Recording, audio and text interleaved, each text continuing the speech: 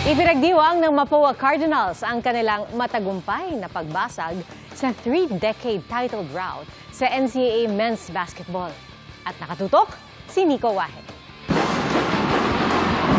33 taong naghirap ang Mapua Cardinals bago muling naghari sa NCAA Men's Basketball. Kaya sinulit nila at ng Mapua community ang pagdiriwang. Kasama ng buong kupunan sa victory party kagabi ang kanilang mga pamilya at Mapua alumni.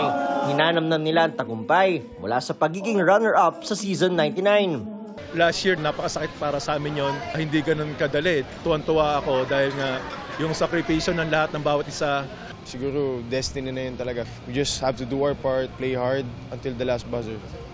Sabi ni Mapua President and CEO Dr. Doji Maestre Campo, sakto ang championship para sa pagdiriwang ng sentenaryo ng universidad sa January 2025. It's actually a result of hard work, grit, and really their passion to win. Kasalo rin sa tagumpay ang ilang player ng Mapua noong 1991 o season 67, ang kanilang huling championship. Pinaka-sweet ngayon, bakit? 100 years ng Mapua next year, bago season ng SAA 110, kaya very timely.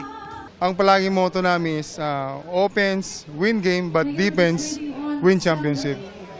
Ang season 100 champions, alay raw ang panalong ito sa kanilang past players at supporters. Dinededicate ko yung champion na to sa mga kuya ko. Sobrang tagal na ng champion. Ngayon nag-champion ulit, na part ako sa champion ngayon. Para sa GMA Integrated News, Nico Wahe, nakatutok 24 oras.